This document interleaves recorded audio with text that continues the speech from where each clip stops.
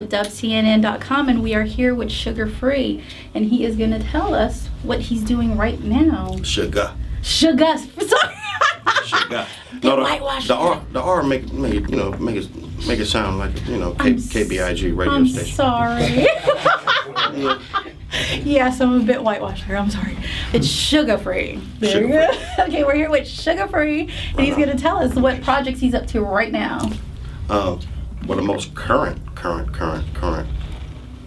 thing I'm doing right now is possibly a movie with Katt Williams, touring with Katt Williams, doing things musically with Katt Williams. Wow. And a lot of people don't understand Katt. Yeah. But Katt is a blessing to us. Yes, he is. Just like Snoopy is, and so on and so forth.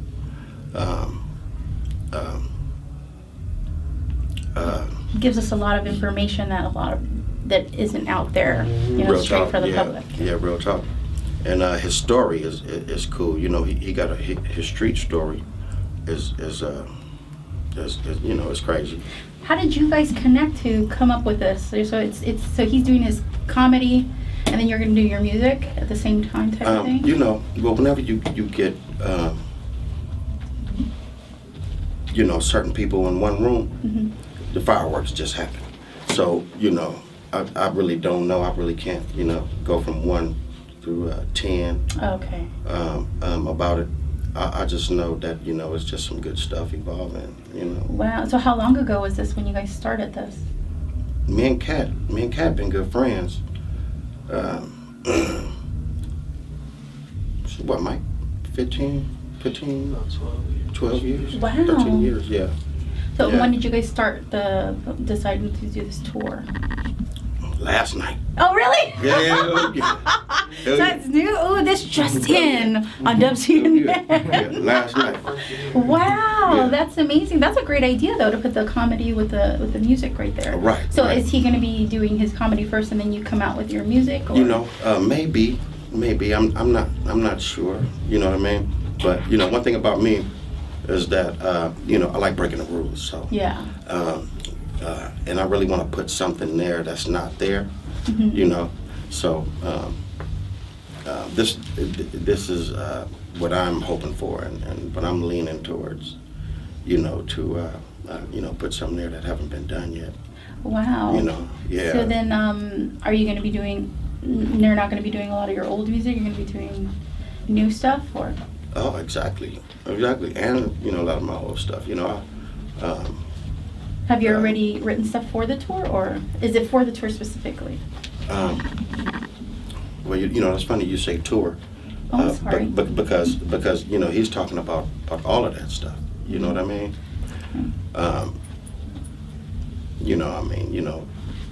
Me and Katt, we go together like peas and carrots. You know what I mean? Yeah. And very well. yeah, we have a ball when we together. You know what I mean? And Katt, I'm like to myself type of person. Yeah. Real meditative. I live like 9 hours away from here. Oh, really? And every time I have a show, I drive. Wow. Well, you can focus and meditate in the drive. That's right.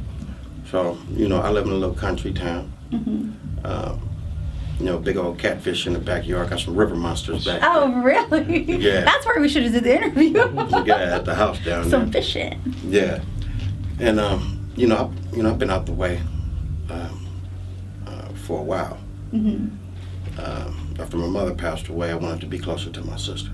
Oh, is that where your sister lives? Okay. And I moved right around the corner from her ass. She was like, nigga, what? Well, it's always good to get nigga, family. let me borrow some sugar. So when was it that your mom passed? My mom's passed a year and a half ago. A year and a half ago. Yeah. And is that what that's what kept you from doing anything? You just went to live with your sister, next to your sister? And That's right, because we got a big family, but we are her only 2 kids. Oh, okay. And me and her have been tight, but she's been living in Northern California for a long time. Okay. And I just got tired of not being around her. Yeah. Phone calls just only do so much. Yes.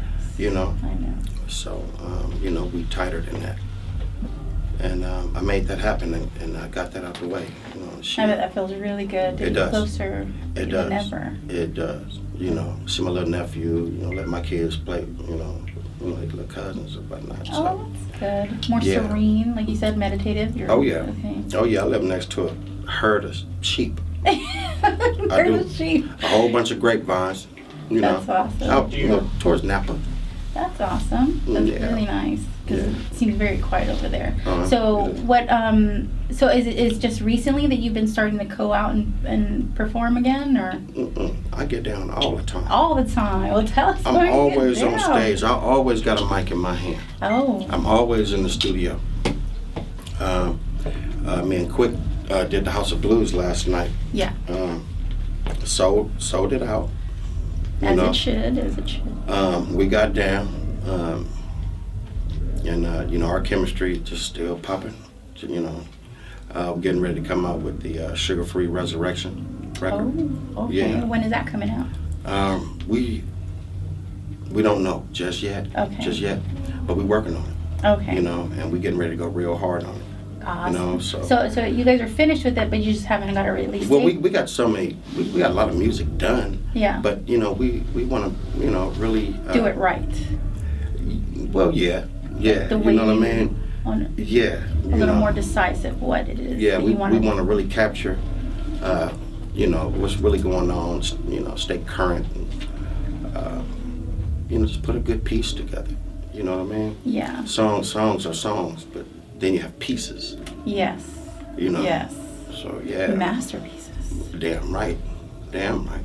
Damn right. Masterpieces. Are you collaborating with anybody on the album? Yeah, we got a lot of collabs. We got some good collabs. Let's see, just right off top, Deuce Mack, Player Ham's son, who sounds a lot like his dad. Wow. Deuce Mack and his brother, the Young Giants, right? You know, I mean, list goes on. You know what I'm saying? You know, we got a little L DeBard.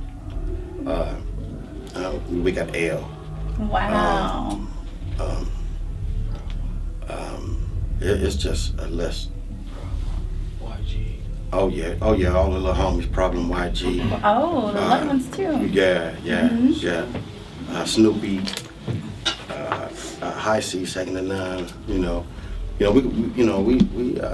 working with anybody that really pretty much want to work with us. Okay, so you're saying you're super active. Okay, so like, let us know. Too short. There you go. There's so many people. Me and Show got a hot one. Yeah. And we can't wait to hear that. Yeah. We also want to know, like, how did you get your start in the game?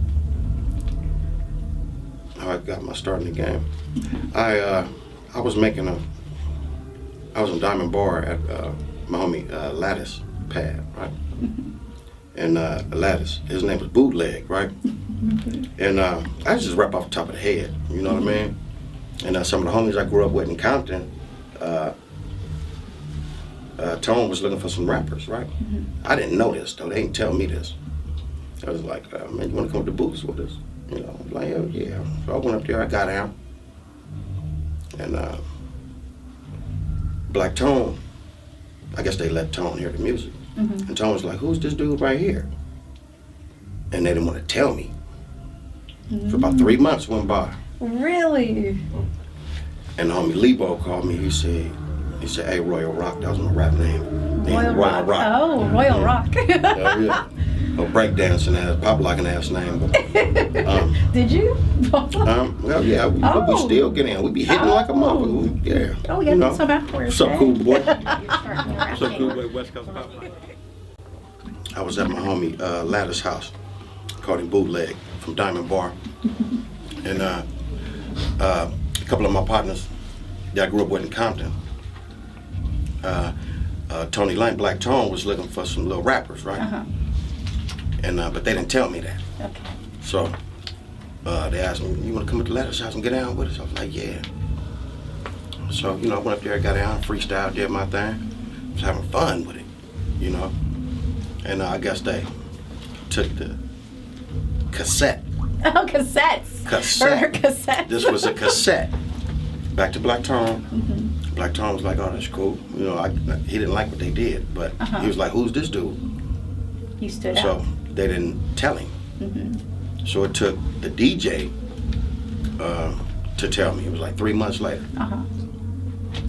He said, hey, Royal Rock, that was my old rap name. I said, hey, Royal Rock. He said, man, Tony Lang, man, heard you on this tape, man. Then that's when I found out that, you know, these dudes was trying to get a record deal. So Lebo had told me the whole little thing. I'm like, oh man. He said, man, he want to talk to you. I was like, man, you bullshit, man. So I went down there, and man, once I got in Treetop neighborhood on Diane Street, oh man, boy, it was, man, I mean, it was just family over there, you know. You know, not just blacks, but there was some Mexicans over there and some business people, associates of Tones, Inch and Zeke and Boomer. And, oh, they brought everybody to come here. Just different little people, man. It was some cold looking brothers though. Right?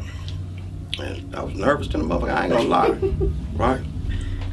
But I knew Tone was the man, you know? And I just walked down the street with Tone, we just start walking. And people would pull over. I'm like, hi, Tony. I mean, back to back, like, hi, Tony, hi. You know, Tony, like, hey. You know, and that's where I learned how to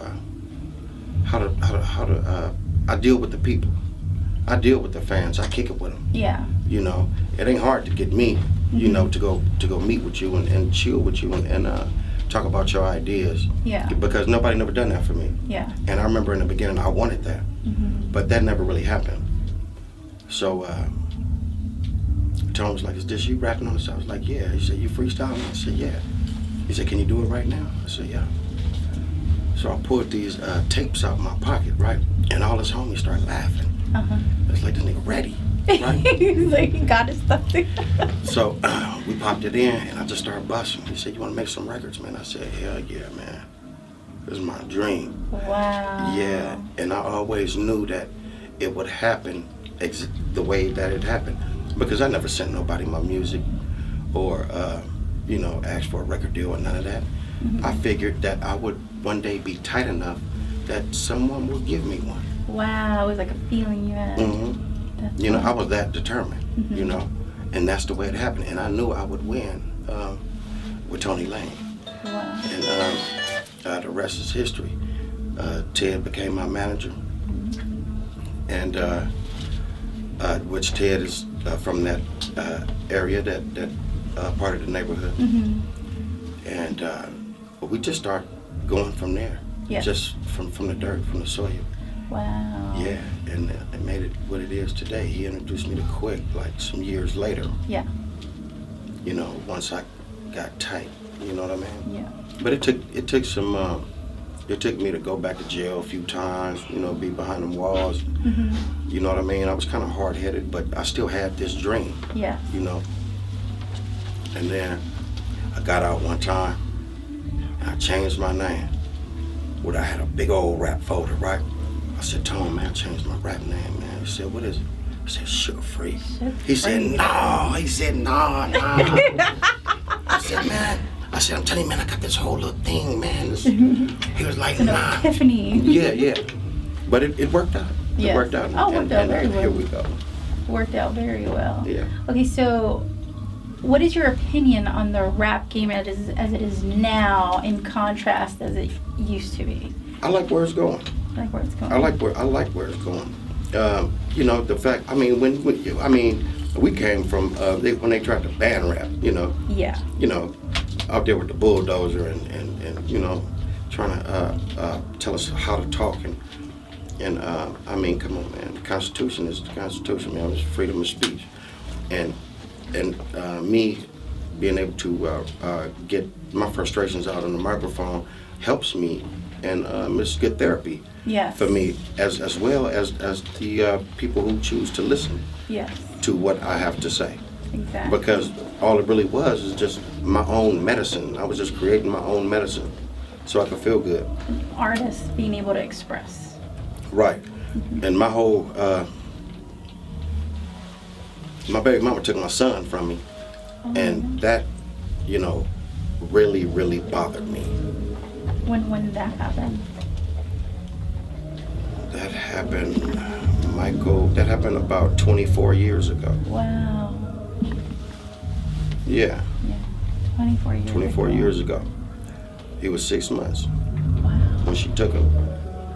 And I started pimping after that. So you were doing your music and everything and pimping at the same time. After she left and took him, that's when I got my first hoe. Wow. And when that happened, I couldn't believe, you know, the things that was going on. And everything just started from there. So this anger that I had, you know, for this person that took my son, Yes. eventually, you know, turned into something good, positive. And I forgive her and all that, you know. Yeah. But, you know, I still have this, you know, that tiger is still in me, you know. Yeah.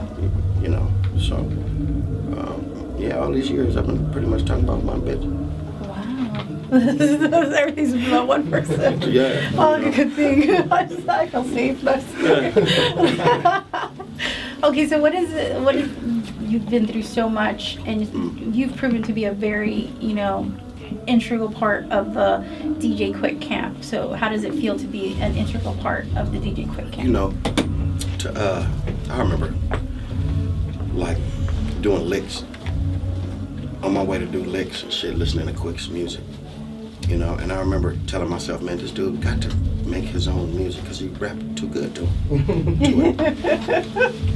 You know, never did I think that I would be friends with him, as well as, I mean, you know, being produced by him, you know, so. Yeah. And then just be there, you know, I was starstruck for a long time. You know, even still, Yeah. right now, you know, you can't get enough of him. You know what I mean? He lives up to his name. He's fast on that drum machine. That boy is fast. You Wow. know? The way he records, you know, he got all the old school ways of recording down. I mean, this boy gets some analog kicks. You know, I mean, like Bernie Worrell from Parliament. You know, what them dudes, Quik Listen, actually learned all them little tricks from the old dudes. Yes. And incorporates that in his music, and he's proud. He's a scientist. Like, you know, he be talking to me like I understand what he's saying. He's like, "Free, see the DDBs on this, and the megahertz over there, they clash. If I'm like, yeah. Okay. I was like, You know what I mean? I got you. And he wants me to know these things, you know what I mean? So, and we got a chemistry that just works, you know. He likes to practice, rehearse Yeah. a lot, and Perfectionist. and I just show up, Yeah. you know, and it works. I didn't know that he would get kind of upset sometimes when I didn't rehearse, Yeah. but he had to look at what happened on stage. It was like, you know, yeah, man. Yeah. You know? That's how you worked, and that you worked very well at it. Yeah, Yeah. because this is something I want. It's not something I like. It's something Yes. I love. And I will be here for a long time. Oh yeah, we definitely see that. Okay, so what was it like growing up in Pomona? Pomona was cool after leaving Oakland, because that's where we originally, where my mother was married to my dad. Yeah. Came from Oakland, then Compton, and then Pomona. Pomona was cool. I remember, my mother moved to a neighborhood where you could leave your garage door open. Yeah. I remember it wasn't that many sidewalks, and I liked that. It had like a country little feeling to it, a lot of orange trees, a lot of fruit trees, and I just remember, I'm like, my mama must love us so much, you know, and that's where, I really became a man. Yeah. In Pomona, so. You're really close to your mother. Yeah. Close to your mother. Yeah. Oh. Wow. I mean, we had her. My sister was her little baby. Yeah. You know what I'm saying? So, naturally, we got into it. Yeah. You know, a lot of times she'll put me out. Wow. She would put me out.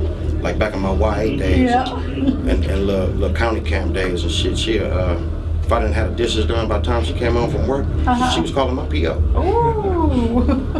She was calling my PO. You know how many times I done ran after her? Mama, okay. Mama. Mama, finish doing them right now. She'd be like, well, get to him. Get to him, damn it. Like, okay. Mm-hmm. So, she the one said, if you stay ready, you don't got to get ready. Oh. Yeah, you know, So that where the song came from? Yeah, pretty much. Wow. Pretty much, yeah. Yeah, she had a way with words. Wow, and that's where you get it from. She looked at one of my girlfriends and said, boy, why settle for an apple when you can have a peach? Oh, there you go. Oh, man. You know, and you know, you can't go to my mama with no problems, like, you know, call yourself and sit down and holler at her about something. Yeah. She'll stop that shit so fast. You know. I remember telling her, Mom, I'm tired of this bitch. I'm sick and tired of this bitch. She said, what happened? Oh, same old shit. She said, boy, you ain't tired yet. Now, I thought about it. And she's saying this while she's sweeping. And then telling me to move out the way. Right? She said, you ain't tired yet. You're gonna know when you're tired. Wow, that's how she did shit. You know? Wow. See, that's where he gets his words. From his mom. Man. Wow. And then, so like you said, now you live up north, and you're working on the Resurrection, and you have not got a release date, but he is coming out very soon. Very soon, produced by DJ Quik. Produced by DJ Quik. So keep watch for that, and he's gonna give us the exclusive, right? Yeah, I might break you off for that. You should. I'll shoot y'all a little teaser. What about a little sample? Yeah. You know, I get that y'all through the email.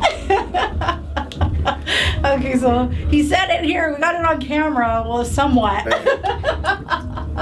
Somewhat. So we got to keep watch for Sugar Free. Did I say that right? Sugar Free. Sugar Free. Right on.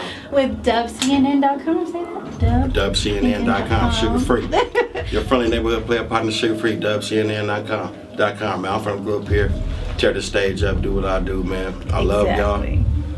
I love y'all for listening to my crazy ass. You know, so we're gonna continue to make music, man, and you know, do the thing, Pete. You know, y'all stay up, man. If it's good to you, it's good for you. Exactly. Thank you so much. You're welcome. You know, I really appreciate it. It was very nice meeting you. Nice meeting you and too. Nice talking to him. All right. So it was Avian Amel, Sugar Free with dubcnn.com. Peace. Bye, man. Bye, man.